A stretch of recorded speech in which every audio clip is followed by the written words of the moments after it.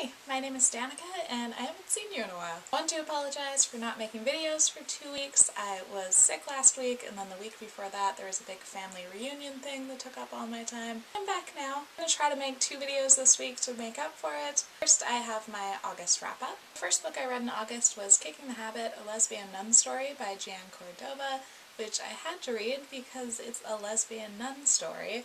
Plus, I've actually read Jeanne Cordova's other memoir, When We Were Outlaws, and I really enjoyed that one. This is obviously about Jeanne Cordova's story of trying to become a nun in the 60s and 70s. I think calling it a lesbian nun story makes it sound a little more scandalous than it is. It's really this sweet, kind of naive story about how she didn't really realize that being a lesbian existed. It's interesting as a prologue to her other memoir. It was a sweet story. I finished the Sailor Moon manga. This is number 12, so I still haven't read the short stories, but this is the big arc of the story that is finished, and it's a great ending.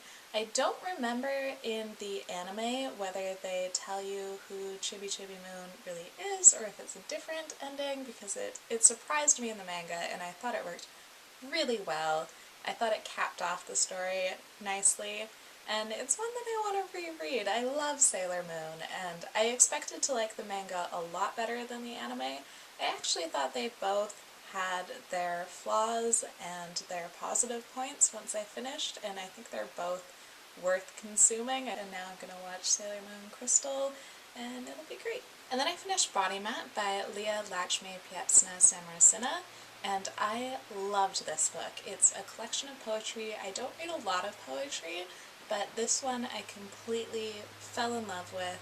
It's about just her experiences as a disabled woman of color who's also queer, and it's really accessible to read, it's really moving, and it's just about living in this world. Even though it is about her particular experience, I think it has a lot to say about just surviving. I don't think I could do justice talking about this book. I find that really difficult to do with poetry, but I definitely recommend that you pick this one up. I adored it. I'm gonna buy a physical copy and then I'm gonna reread it, and I feel like every time I read it I'm gonna get more out of it. I was actually reading it for the first time just impatient to reread it because I know it'll get better every time I read it. Then I read the Hayate Crossblade manga. I read a bind-up of the first 3 volumes by Shizuru Hayashiya. I am always attracted to the idea of Yuri manga, but I haven't picked up a lot that I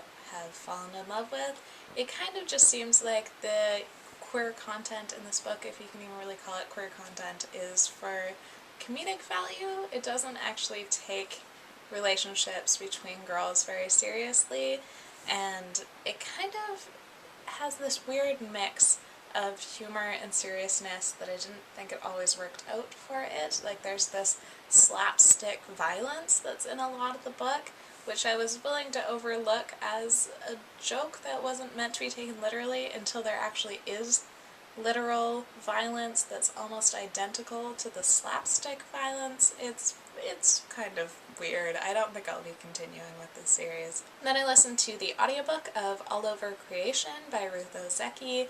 I read her book My Year of Meats a couple years ago and I really liked it, and then I read A Tale for the Time Being recently and I adored that one, so I was prepared to really love this book, and it ended up just sort of liking it. It might be because I listened to it as an audiobook. I think I'm really particular about what I enjoy in an audiobook, and this one felt like it was running long for me. I was looking for more from this one. It was fine, but just because I've loved her previous books, I was expecting even more. The last book I read in August was The Summer We Got Free by McKenzie, and this book was amazing. I was really impressed to read this after reading Bodymap, because Bodymap was a 5-star book for me, and then not long after I read The Summer We Got Free, which was another 5-star book, which is really impressive to get 2 in 1 month. The Summer We Got Free is about kind of a family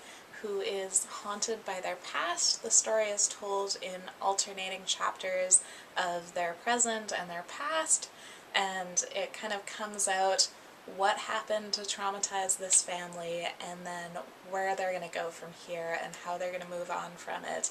I loved everything about it. I loved the writing style. I thought the main character was super interesting. She's this dynamic, creative, uncontrollable child that people just fall in love with, but then kind of resent for her being so free and alive, and then as an adult she's so closed off, and it's sort of a part of the mystery of the book of how she made that journey and whether she can kind of find her way back to herself.